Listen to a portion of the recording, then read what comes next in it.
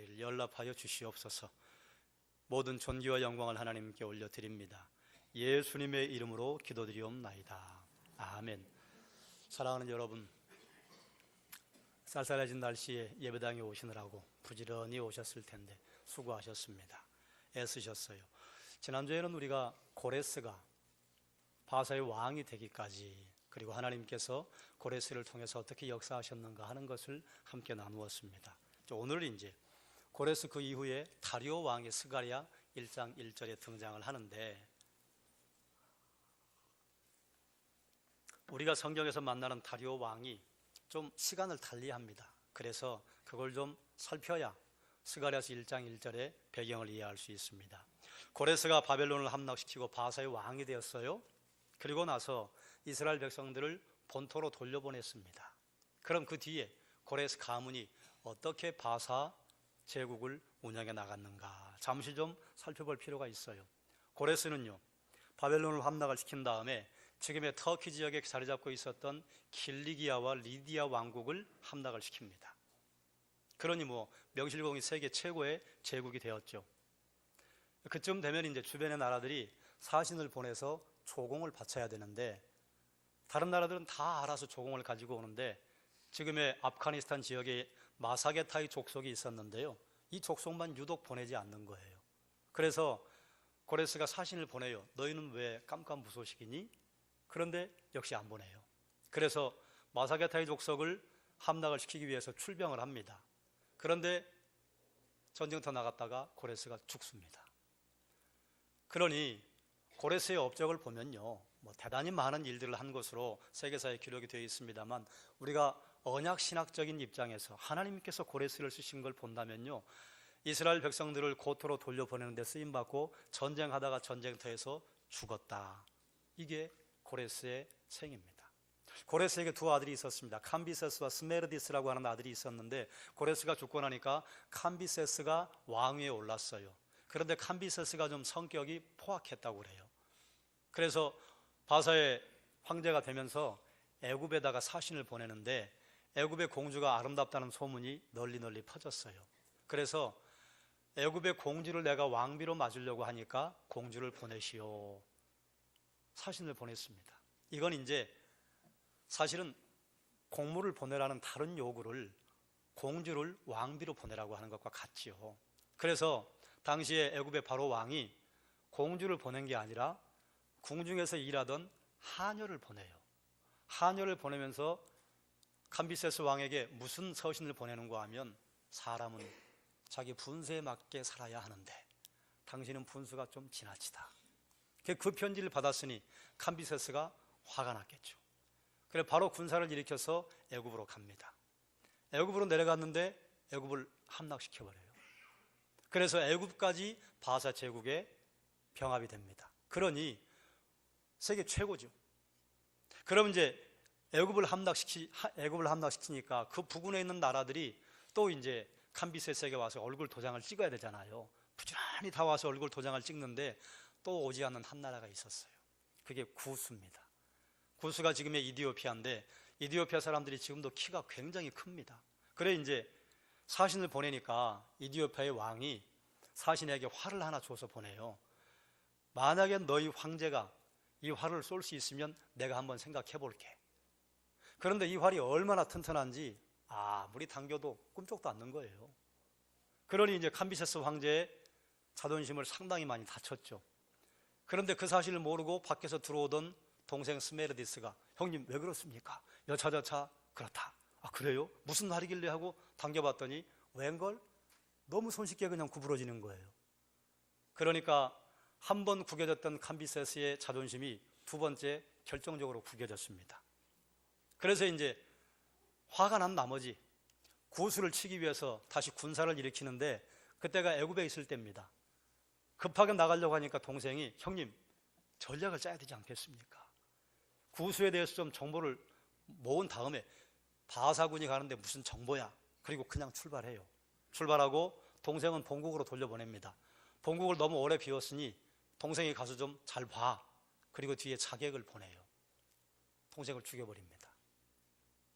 그런데 가까운 줄로 알았던 구스가 가도 안 나오는 거예요. 구수에 도착하기도 전에 한 3분의 1의 군사가 일사병으로 죽어버립니다. 그런데 이제 반도 못 갔는데 본국에서 사신이 왔어요. 내용인즉슨 본국의 스메르디스가 왕이 되었으니까 황제의 예를 갖춰라, 뭐 이런 내용이에요. 그래 이제 스메르디스 뒤에 따라보냈던 자객을 불러가지고 어떻게 된 거냐? 분명히 죽였습니다. 분명히 죽어서 사막에 묻었습니다. 본국에 가짜가 들어선 거예요. 그래서 이제 돌아가야 되잖아요. 상황을 파악했으니까. 그래 다시 돌아오는 길에 칼을 잘못 놀려가지고 자기 무릎을 칼로 찔러요.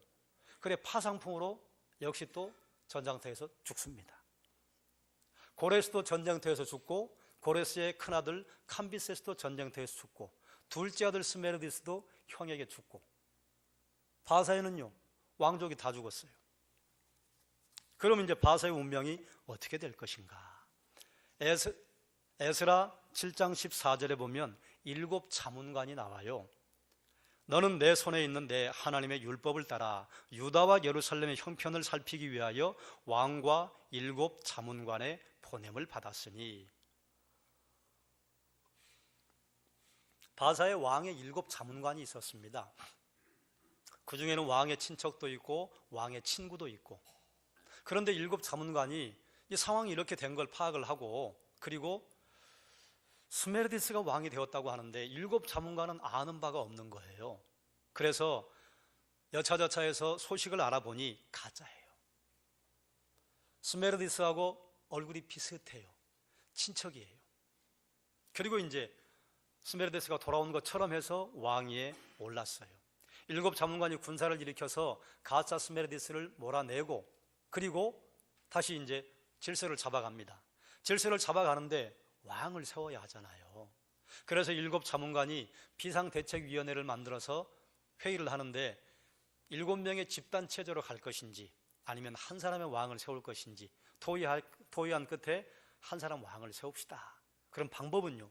방법을 이렇게 합니다. 내일 아침에 7 자문관이 일제히 일어나서 함께 동쪽을 향해 말을 타고 달려갑시다.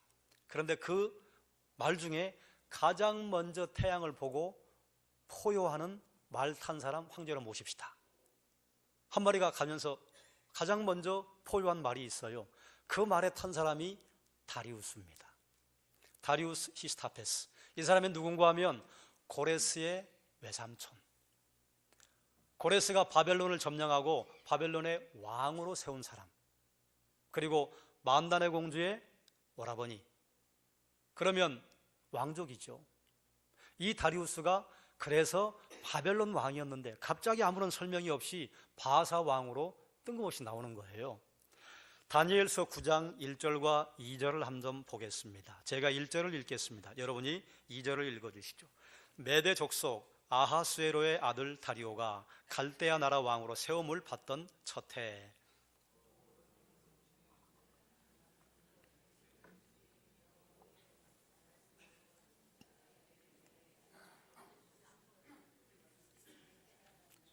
곧 예루살렘의 황폐함이 70년 만에 그치리라 하신 것이니라. 아멘. 빨간 글자로 해놨더니 잘 안 보이시는군요. 메대 족속 아하수에로의 아들 다리오가 갈대아 나라 왕으로 세움을 받던 해, 이때가 우리가 에스라서를 통해서 봤던 고레스 왕 원년의 그 해입니다. 바사의 왕 고레스면서 바벨론 신바벨론이요, 신바벨론 왕 다리오가 왕이 되던 해.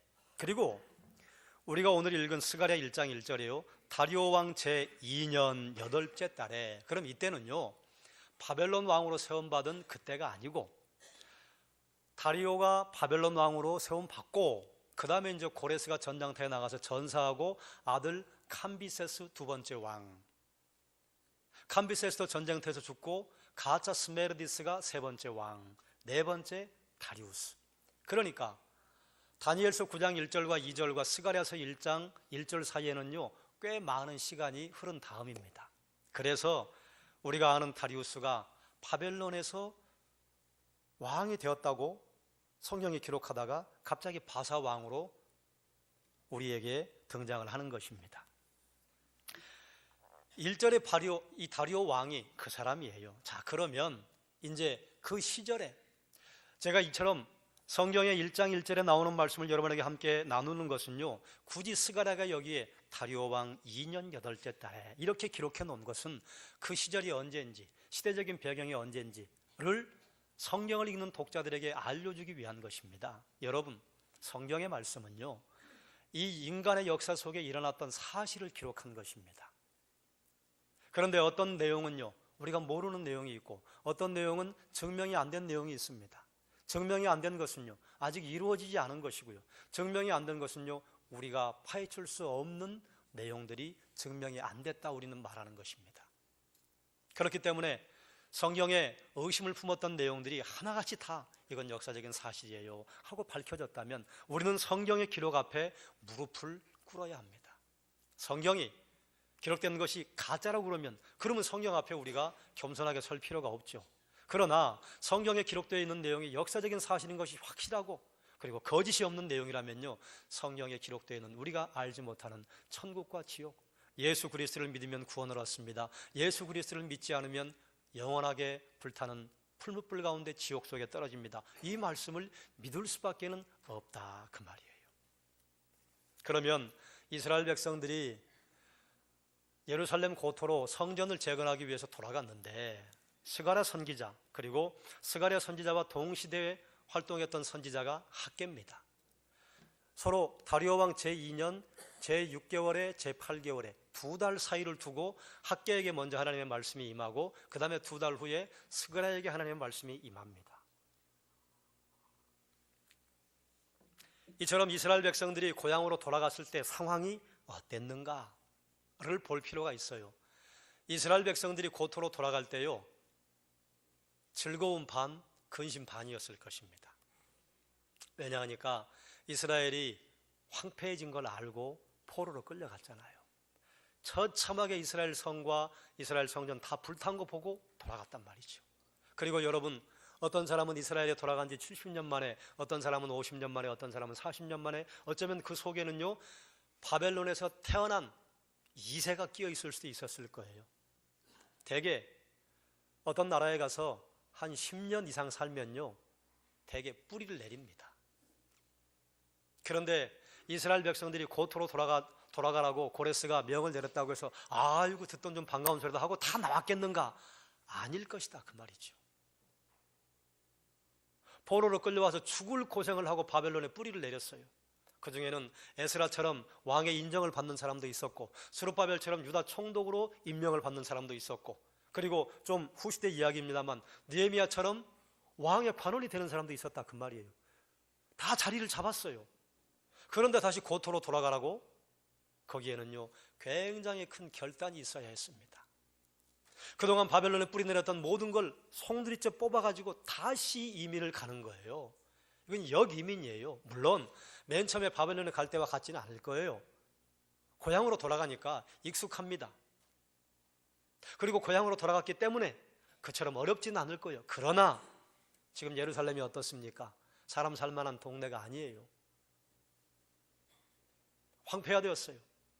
그래서 굉장히 많은 사람이 따라갈 것 같은데 스룹바벨이 1차 포로 귀환을 할 때 약 4만 9천 명밖에는 따라 나서지 않습니다. 수만 명이 끌려갔어요. 그리고 거기서 약 70년 정도를 살았으면요, 자손들이 번성했을 겁니다. 꽤 많은 사람들이 그 땅에 살았는데요, 다 못 돌아갔어요. 자, 그러면 즐거운 반, 근심 반으로 예루살렘에 도착해 보니 예루살렘 성은 황폐화되었고 사람은 살지 않고, 그리고 예전에 곡식과 과일이 풍성했던 들과 밭에는 곡식과 과일은 온데간데 없고 잡초만 무성해요. 그것도 견뎌낼 수 있었어요. 성전을 이제 재건을 하려고 성전 지대를 처음 놔서 감격했습니다. 이제 여기에 성전을 짓는구나. 그런데 웬걸요? 주변에 있던 사람들이 먼데 떠난 줄 알았던 이스라엘 백성들이 돌아와서 뭘 해보겠다고 자꾸 예루살렘에서 막 움직여요. 그래서 방해를 합니다. 이때 방해하는 사람이 여러분 잘 아시는 방백 르훔과 서기관 심세. 바사 왕에게 투서를 보내요. 이 사람들 이거 하게 하면 안 됩니다. 그럼 여기서 또 반역할 겁니다. 왕이 들어보니까 그럴듯하단 말이에요. 그래서 못하게 막아요. 성전 지대만 놓고 그 뒤로 14년의 세월이 흘러갑니다. 그런데 이스라엘 백성들은요, 충격을 받았어요. 성전 지으라고 하나님이 고레스 왕을 통해서 보냈단 말이에요. 성전 지으러 왔는데 이게 만사가 형통하지 않아요. 예루살렘 사람 살 곳이 못 되고 방해하는 세력도 있고, 그리고 그때 때마침이요, 가뭄이 찾아왔습니다. 이스라엘 백성들이요, 이걸 어떻게 해석했는가 하면 하나님이 성전 건축을 원치 않으시는가 보다. 아직은 때가 아닌가 보다. 그리고 하나님이 우리와 함께 계신다면 어떻게 이런 일이 일어날 수 있는가? 하나님 우리에게 떠나셨나 보다. 그리고 이런 사태가 벌어지면요, 반드시 사람들은요, 희생양을 찾습니다. 당시에 희생양으로 찾았던 것이요, 두 리더십이었어요.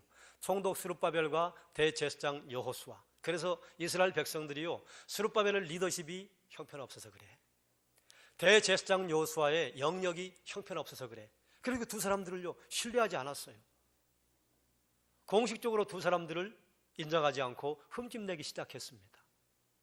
여러분, 교회 일을 하다 보면 이거 주의 사명이 확실한데 그 길을 가다 보면요, 그럼 우리는 이렇게 생각해요. 이게 우리가 기도하는 중에 받은 하나님의 사명 확실하니까 하나님께서 탄탄대로를 열어주실 거야. 이게 우리의 생각입니다. 그런데 하나님께서 주신 사명을 감당하려고 현장에 들어가면요, 그렇지 않을 때가 많아요. 대단히 많은 고난들이 있고 예기치 않았던 어려운 일들이 벌어질 때가 있습니다. 그때 성도는요, 고민에 빠져요. 충격에 빠져요. 아니, 이게 분명히 하나님의 일인데 어찌 이런 일이 있을 수 있을까? 이스라엘 백성들이 그런 돌부리에 넘어진 것입니다. 돌부리에 넘어졌어요. 합리화한 거예요. 하나님의 뜻이 아닌가 봐. 하나님이 우리와 함께 하시지 않는가 봐. 성전 건축할 때가 아닌가 봐. 그리고 나서 뭘 했느냐? 자기들의 집을 화려하게 짓는데 바빴습니다. 당시의 상황을 잘 모르면요, 아니, 자기들이 사는 집 짓는 게 마땅하지. 그래요. 자기 집 사는 거 짓는 거 마땅하죠. 자기들이 살아야 할 집이 있어야죠. 예루살렘의 집이 다 무너지고 불타버렸기 때문에 지어야 되는데 그 사이가 문제예요. 학교에서는 하나님께서 뭐라고 말씀하시는가 하면 성전이 지금 황폐해져 있는데 너희가 너희 집을 화려하게 짓는 것이 그게 옳으냐? 옳으냐? 오히려 화려하게보다 예전에 개역 성경이 더 정확한 것 같아요. 너희가 판벽한 집에 거하는 것이 옳으냐? 이게 무슨 말인가 하면 이스라엘 서민들의 집은요, 돌로 담을 쌓습니다. 그리고 거기서 살아요. 그런데 판벽했다고 하는 것은요, 거기를 합판으로 마감질을 했다, 그 말입니다. 이게 화려하게 꾸몄다 해요. 그런데 그 합판을 어디서 가져온 줄 아세요? 성전 건축 재료에서 하나씩 하나씩 빼온 거예요. 여러분, 가끔 여행을 다니시다가 또 차를 타고 다니시다 보면 주로 이제 수도권 인근 지역에 사람들이 참 물 좋고 산 좋다 하는 지역에 건물들을 막 짓다가 앙상하게 남아있는 건물들이 가끔 있어요. 저는 그 건물을 볼 때 참 마음이 착잡합니다. 아이고, 누가 또 저기다 사업을 하다가 부도가 났을꼬. 그리고 누군가는 저기 인수해서 이렇게 산 좋고 물 좋은 거 흉물스럽게 저렇게 변해가는데 좀 얼른 좀 지었으면 좋겠다. 처음에 건물을 올릴 때는요, 괜찮아요. 그런데 한 계절만 지나가면요, 우리나라는 또 비가 많이 오잖아요. 거기에 샘물이 흘러내리기 시작하면요, 거기 흉물스럽게 됩니다. 그런데 예루살렘의 성전이 그렇게 되고 있다, 그 말이에요. 14년을 방치했습니다. 14년을 방치했어요. 예루살렘 예전에 성전이 있던 그 자리에 성전 지대를 놨어요. 예루살렘 성전이 있던 곳은요, 모든 이스라엘 백성들이 꿈에도 그리던 하나님의 임재가 있던 거룩한 장소예요. 그런데 지금은요, 아이들에게 얘들아, 거기 가지 마라. 거기 우범지대다. 거기 가면 못에 찔린다. 거기 가면 다칠 수 있다. 하나님의 성전이 있던 장소가 이스라엘 백성들에게 이제는 가고 싶지 않은 장소, 이제는 도둑질하는 장소, 이제는 피하고 싶은 장소가 됐다 그 말입니다. 그래 말씀하신 하나님의 음성이요, 여호와의 성전은 황폐화 되었는데 너희가 화려한 집을 짓는 것이 옳으냐 그 말이에요. 옳지 않지요.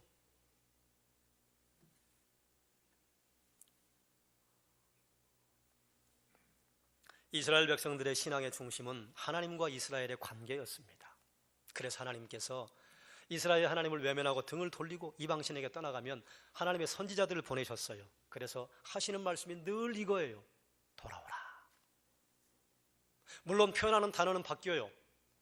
포로 귀환 전에는요, 너희가 하나님을 버리고 이방신을 섬기는 것이 옳으냐, 돌아와라. 포로 귀환한 다음에는요, 이스라엘 백성들이 이 우상을 숭배하지 않습니다. 워낙 그거에 확실하게 징계를 당했기 때문에. 그런데 포로 귀환 이후의 선지자들은 또 무엇을 말하는가 하면 너희가 인자와 공의를 버렸다, 의와 신을 버렸다. 하나님께서 선지자를 보내서 돌아오라고 선포하시는데 이스라엘 백성들, 그 조상들이 듣지 않았습니다. 그래서 오늘 우리가 읽은 본문에 보면요, 조상들이 듣지 않았는데 하나님께서 징계를 내리니까 그제서야 우리가 잘못해서 징계를 받는구나, 마음을 돌이켰다, 이렇게 말해요. 여러분, 자녀를 키울 때 여러분 때로 회초리를 들 때가 있었잖아요. 회초리를 들 때 어떻게 하십니까? 자녀들에게 너 그렇게 하면 맞는다 한마디 하시고 바로 회초리를 때리나요? 그러지 않아요. 너 그렇게 하면 맞는다 몇 차례 반복해요. 그런데 어떤 자녀는 아이고 이렇게 하면 맞는구나, 내가 이렇게 하면 안 되겠지, 그리고 행동을 바꿔요. 그런데 어떤 자녀는요, 두들겨 맞아야 이렇게 하면 맞는구나, 그걸 그때 알아요. 근데 이스라엘은 어디였느냐? 후자였다 그 말이에요. 왜 그랬는가 하면 하나님께서 이스라엘 백성들이 가나안에 들어갔을 때 언약을 맺어요. 언약을 맺는데 너희가 내 말을 청정하면 복을 받고 내 말을 청정하지 않으면 너희 심판받는다, 징계받는다. 그런데 뭐 좀 징계받을 만하면 하나님에게 하나님 우리 살려주세요 그러면 하나님이 와서 도와주시고, 또 하나님 떠나서 하나님 말씀 멀리하고 또 하나님께서 징계 비슷한 걸 좀 내리시면 하나님에게 하나님 우리 죽을 것 같아요 살려주세요 그러면 하나님 또 살려주시고. 이러니까요, 이스라엘 백성들이 하나님을 우습게 여기기 시작했습니다. 하나님은 우리가 죽겠다고 기도하면 언제든지 와, 하나님 우리가 부르면 오고 우리가 좀 떠나면 삐지는 분이야, 이런 식으로 하나님을 이해한 거예요. 그래서 죄를 짓는데 담대해집니다. 이것은 하나님을 우상과 같은 수준으로 이해한 거예요. 우상들이 그렇거든요.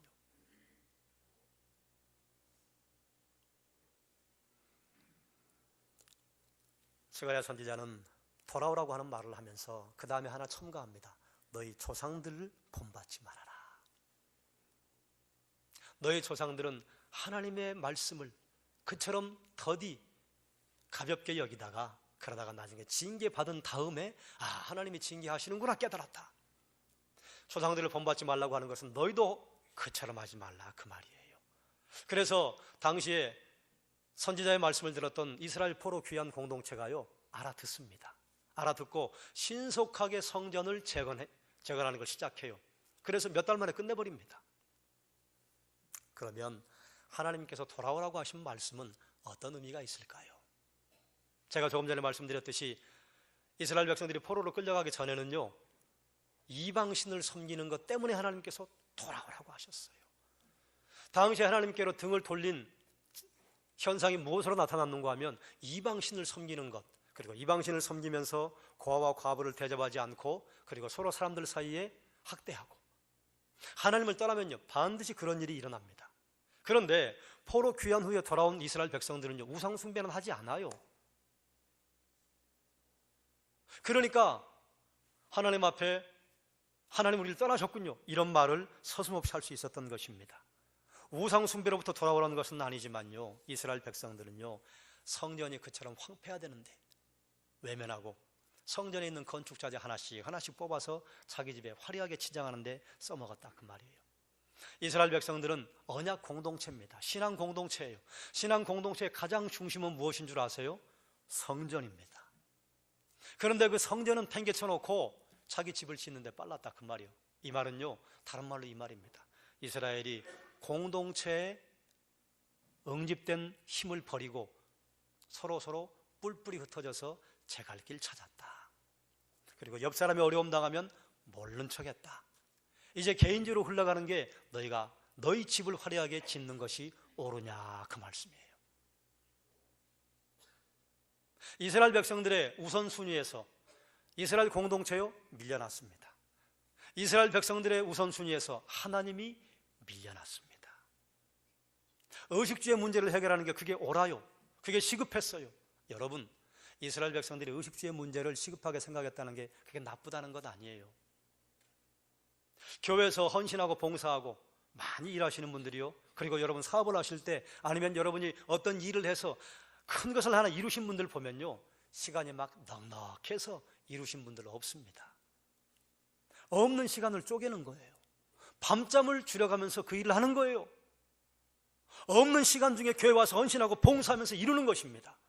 이스라엘 백성들이 먹을 것이 없어서 성전 재건을 못했다? 그래요. 그게 이유가 될 수 있어요. 그러나 엄밀하게 보면 핑계입니다. 그 시간을 왜 쪼개지 못했겠어요? 그런데 하나님 우선순위에서 밀려난 거예요. 스가랴가 이스라엘 포로 귀한 공동체에게 말씀을 선포하는 것은요, 우선순위를 회복하라고 하는 것입니다. 여러분, 스가랴가 지금 말씀 선포하는 게 이방인에게입니까? 이스라엘 백성에게입니까? 이방인에게 말한 게 아니에요. 그러면 이 외침은, 이 선포는 이스라엘 백성들에게만 해당되고 끝나는가? 아니에요.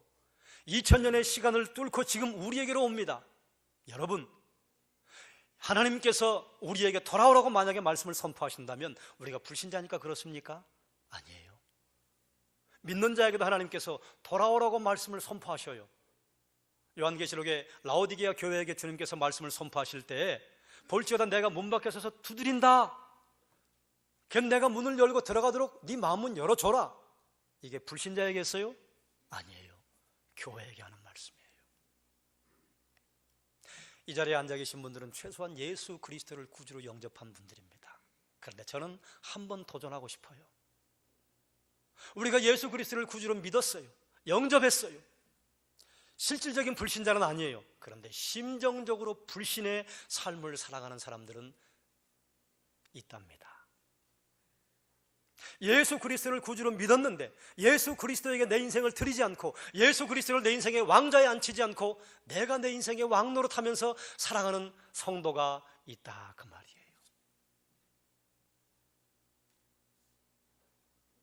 저는 가능성의 하나를 말씀을 드리는 것입니다. 주님은 그런 성도들에게 지금도 말씀하세요. 돌아와라. 여러분, 이스라엘 백성들의 삶의 우선순위가 삶의 무게에 너무 찌들려서 바뀌었어요. 하나님 우선순위가 아니고, 이스라엘 공동체가 우선순위가 아니고, 내 가족부터, 내 집부터. 그러면 여러분, 예수 그리스도를 여러분의 구주로 모신 다음에 여러분의 우선순위는 뭡니까? 여러분의 우선순위 하나님입니까? 여러분의 우선순위 믿음의 공동체입니까? 아니면 내 거, 주변의 거, 우리 가족 거 다 하고 그 다음 하나님 시간 나면 봉사하지요. 하나님 시간 나면 제가 주의 일 하지요. 하나님 제가 시간 나면 맡겨진 사명 감당하지요. 여러분, 무엇가 우선순위입니까? 시간이 없어서 못합니까? 그래요. 요즘 시간 많은 분이 누가 있습니까? 백수도 과로 사는 세상인데 바쁘지 않은 사람 누가 있어요? 다 바빠요. 다 힘들어요. 그러면 힘드니까 성전을 그냥 놔둬도 되나요? 힘드니까 주의 사명 다른 사람이 알아서 하겠지, 그러면 됩니까? 없는 시간을 쪼개서 주의 사명 감당하는 거예요. 스가랴는 포로 공동체에게 우선순위 점검하라고, 돌아오라고 말씀하는 거예요. 그런데 제가 이 말씀을 읽다가 문득 창세기로 올라가게 됐어요. 하나님께서 에덴 동산에서 선악을 알게 하는 열매를 따먹은 아담과 하와를 찾아오셨을 때 부르셔요. 아담아, 너 어디 있느냐? 하나님께서 몰라서 부르셨을까요? 그리고 하나님께서 아담에게 물어보십니다. 바로 혼내지 않으셔요. 누가 먹게 했니? 왜 그랬니? 이것은요, 하나님께서 아담과 하와에게 하나님 앞에 돌아올 기회를 주시는 거예요. 그런데 두 사람은 그걸 차버립니다. 하나님께서 아담에게 오셔서 아담아 너 어디 있니? 이건 사실 돌아오라고 하는 하나님의 음성이었어요. 하나님이 이스라엘 백성들을 불러내셨습니다. 이스라엘 백성을 불러내신 것은 무엇 때문이에요? 하나님께로부터 멀리 떠났기 때문입니다. 그래서 하나님을 등지고 살아가는 모든 인간들에게 제사장 나라 되게 하려고 이스라엘을 부르셨다 그 말이에요. 그때도 돌아오라고 부르셨어요. 하나님은 집 나간 자녀가 자식을 기다리는 부모님처럼 지금도 이 세상을 향해서 소리치고 계십니다. 한번 좀 따라 하실까요? 돌아오라. 여러분, 주께로 돌아오시기를 주의 이름으로 부탁을 드립니다. 그림을 한 장 좀 보실까요? 어떤 아이가 미아가 됐습니다. 여러분이 만약에 저 아이의 부모라고 생각해 보십시오. 마음이 어떻겠습니까? 무슨 일을 하겠습니까? 아이가 사라진 걸 안 그 순간부터 엄마와 아빠는 인사불성입니다. 그리고 모든 일을 다 팽개쳐 놓고 저 아이를 찾기 위해서 밤낮으로 뛰어다닐 거예요. 2014년에 저 아이를 잃었다니까 이제 2년 지났죠? 찾았는지 어쨌는지 모르겠어요. 부모는 내 아이의 뒤태 비슷한 아이만 봐도 뛰어갈 거예요. 꼭 내 아이를 닮지 않았다 하더라도 내 아이 또래 아이들이 돌아다니고 어린이집에서 집에 들어오는 걸 보면요 그만 가슴이 무너질 거예요. 그게 부모의 마음 아닙니까? 하나님께서 왜 에덴 동산에서부터 지금까지 돌아오라고 소리치실까요? 뭐 다른 신학적인 이야기를 할 수도 있습니다만 잃어버린 자식 아직도 기다리고 계시는 부모의 심정이다 그 말이에요.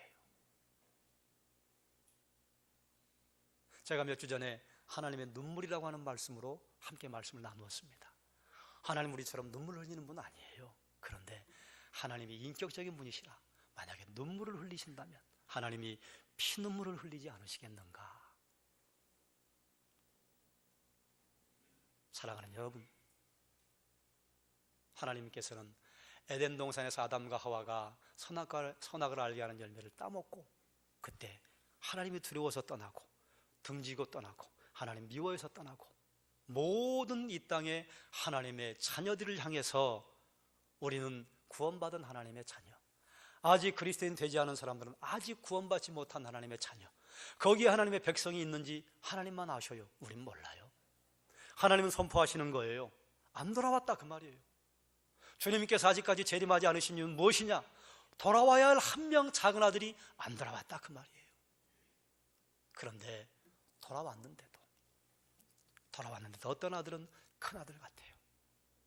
돌아왔는데도 작은 아들 반겨주는 아버지에게 아버지 나에게는 아버지랑 함께 살 때 양 한 마리 더 잡아먹으라고 내주지 않더니 저 탕자가 오니까 양을 잡아먹습니까?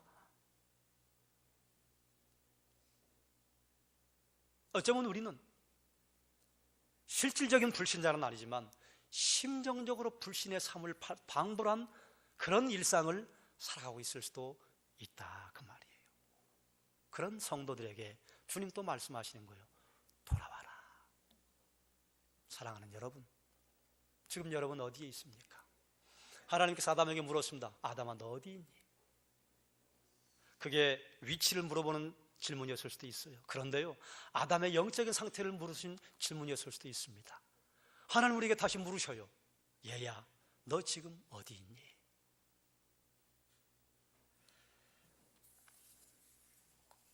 하나님께서 이 땅의 모든 하나님의 자녀들 부르실 때예요 하나님 부르셨던 그 외침 가운데 절규하는 가장 큰 부르심이 어디였는가 하면 골고다의 십자가 위에서였습니다. 얘들아 내가 너희 죄 문제 다 해결했다. 돌아와라. 이스라엘 백성들이 하나님께서 말씀하시는 걸 들었어요? 너희 이렇게 계속하면 심판받는다. 징계가 있다. 그런데 징계에 맷집이 생겼어요. 한 대 두 대 맞다 보니까 뭐 괜찮네, 뭐 하나님 우리가 외치기만 하면 오시네. 그런데 하나님이 귀를 닫으실 때가 와요. 골고다의 십자가를 통해서 우리에게 돌아오라고 하신 말씀, 지금 계속해서 사람들에게요 유예 기간입니다. 이 땅의 유예 기간이요. 그러나 하나님께서 귀를 닫으실 때가 옵니다. 우리는 하나님의 그 임재 앞에, 하나님의 선포하신 말씀 앞에 두렵고 떨림으로 서야 하지 않겠습니까? 사랑하는 여러분, 여러분의 삶의 우선순위는 무엇입니까? 무엇보다, 어떤 일보다 이스라엘 백성들이 먼저 해야 할 것은요 하나님께로 돌아가는 것이었습니다. 사랑하는 여러분, 무엇보다, 그 어떤 것보다 우리가 먼저 해야 할 것이요 하나님께 돌아가는 거예요. 그리고 그 주님과 동행할 때 하나님께서 형통의 은혜를 주실 줄로 믿습니다. 말씀을 정리하겠습니다. 이스라엘 포로 귀한 공동체에게 주어진 사명은 성전 재건이었어요. 가슴 벅찬 감격을 가지고 갔을 거예요, 근심과 함께. 그런데 갔더니 웬걸, 예루살렘은 불타고 온데간데 없고 수많은 사람들은 와서 방해하고 그리고 설상가상 가뭄까지 왔어요. 이쯤 되면 하나님의 뜻이 아닌가 봐 이렇게 생각할 수 있어요. 그런데 여러분이 살아가는 신앙의 여정도 그러지 않습니까? 주의 일이 확실한데, 영적인 일이 확실한데, 하나님이 기뻐하시는 일이 확실한데 그 일을 하는데 가끔 고난이 와요. 그런데 왜 그걸 고난이라고 하는 줄 아세요? 대개 우리는요 내가 이 일을 할 때 이 정도 고난이 오면 나 감당할 수 있어, 그건 고난이 아니에요. 근데 왜 우리가 고난이라고 하는가 하면 감당하지 못할 게 오는 거예요. 예상하지 않았던 게 오는 거예요. 상상하지 못했던 데서 오는 거예요. 그러니까 힘들다. 그런데 주의 길을 갈 때 고난도 겸하여 받습니다. 그러므로 주의 주신 일이 확실하다면 고난이 온다 할지라도, 어려움이 온다 할지라도 포기하지 말고 걸어가시기를 주의 이름으로 축원합니다. 귀환한 포로 공동체가 성전 건축 중단에 핑계를 찾았어요. 그리고 타당했어요. 합리적이었어요. 그런데 성전은 14년 동안 흉물스럽게 바뀌고 그리고 가서는 안 되는 장소가 되고 말았습니다. 여러분, 우리에게 신앙의 응집력을 줄 수 있는 곳은 어디입니까? 그건 교회 예배당이에요. 이 예배당이 성전은 아니에요. 우리 한 사람 한 사람이 주의 몸이에요. 그런데요 예배당에 있는 상태에서 우리가 남녀 전도회로 가정에서 모이자, 아니면 다른 데 가서 모이자, 이것과 예배당이 없으니까 우리가 누구 장로님 댁에 가서 모이자, 이거는 너무 달라요. 지금도 여전히 신앙 공동체 중심은요 교회입니다. 그러므로 우리가 교회를 사랑하는 것을 내 가정을 사랑하는 것과 동일하게 하는 것이 성도에게 하나님께서 요구하시는 바가 아니겠습니까? 여러분, 우선순위를 바로 정하라고 스가랴가 선포해요. 여러분의 우선순위는 무엇입니까? 여러분, 실질적인 불신자는 여기 한 분도 계시지 않을 줄로 알아요. 그런데 심정적으로 우리는 과연 하나님 앞에 서 있는 사람인가, 아니면 불신자처럼 살아가는가? 하나님께서는 지금도 외치세요, 돌아오라고. 이건 불신자에게만 외치는 게 아닙니다. 이미 예수 그리스도를 구주로 믿은 교회에게, 라오디게아 교회에게 말씀하셨던 주의 그 외침이요 지금도 동일하게 교회에게 선포됩니다. 이 외침은요 수천 년째 계속되고 있습니다. 예수 그리스도 표대로 삼고 하나님께로 돌아가시기를, 그래서 그분과 함께 동행하시기를 주의 이름으로 축원합니다. 기도하겠습니다. 하나님, 이스라엘 백성들이 포로로 돌아왔을 때 그들을 환영한 양탄자 깔리지 않았습니다. 그들을 환영하는 환영 인파 없었습니다. 그들을 맞은 것은 불타버린 예루살렘 성과 불타버린 예루살렘 성전, 그 안에 사람의 그림자로는 찾아볼 수 없는 을씨년스러운 분위기, 그리고 성전을 짓겠다고 했을 때 대충 일반 서민들이 와서 반대한 것이 아니라 방백과 서기관이 와서 반대했습니다. 이스라엘 백성들은 그만 그 앞에 무릎을 꿇고 말았습니다. 그때 선지자 보내셔서 돌아오라. 무엇보다 어떤 일을 하든지 항상 먼저 선행되어야 할 것은 돌아오라. 하나님 앞에 회개하고 우리의 죄를 고백하고 하나님 앞에 거룩하게 서는 것이 먼저라. 돌아오라고 말씀하셨던 하나님의 그 외침, 2000년의 세월을 뚫고 지금 우리에게까지 여전히 울려 퍼집니다. 하나님, 우리가 돌아가야 할 사람인지 그 자리에 계속해서 하나님과 동행해야 할 사람인지 남들은 모르나 나는 압니다. 그러므로 하나님 앞에 우리가 돌아가야 한다면 신속하게 돌아오게 하시고 하나님과 동행하여 하나님, 우리가 무엇을 우선순위로 삼을 것인지 바로 결정하여 하나님의 능력의 도구로, 영광의 도구로 쓰임받게 하여 주시옵소서. 예수님의 이름으로 기도드리옵나이다. 아멘. 찬송가 105장입니다.